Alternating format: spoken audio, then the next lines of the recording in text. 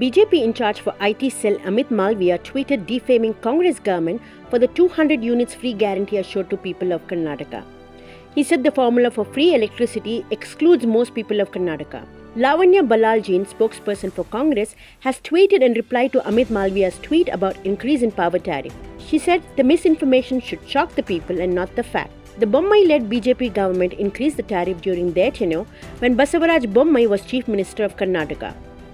The Bommai-led government failed to implement the fuel and power purchase price adjustment in Jan 2023 and pushed it to June because of lack of time and billing issues, and it was passed on May 10, 2023, one day before Karnataka Assembly elections 2023. The hike in price of 1.49 plus 70 paisa was approved by previous BJP government, and it doesn't affect citizens as average consumption is less than 200 units. Increase in power tariff affects rich and elite who will be affected by the price rise. There's a huge discussion going on about the increase in power tariff in the state of Karnataka.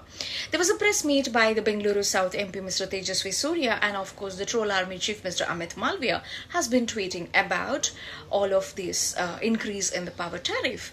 All their misinformation is not giving you the facts. The fact should not shock you. The misinformation should be shocking because it was the Bommai-led BJP government which increased the power tariff in the state of Karnataka.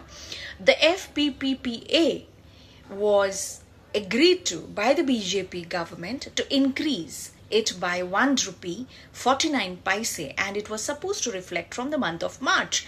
Because of the billing issues and the lack of time, it was pushed to the month of June, and the tariff order was passed on May 12th by Bommai, who was the then CM, a day before the results of Karnataka elections. Now the BJP government is responsible for the increase in the power tariff.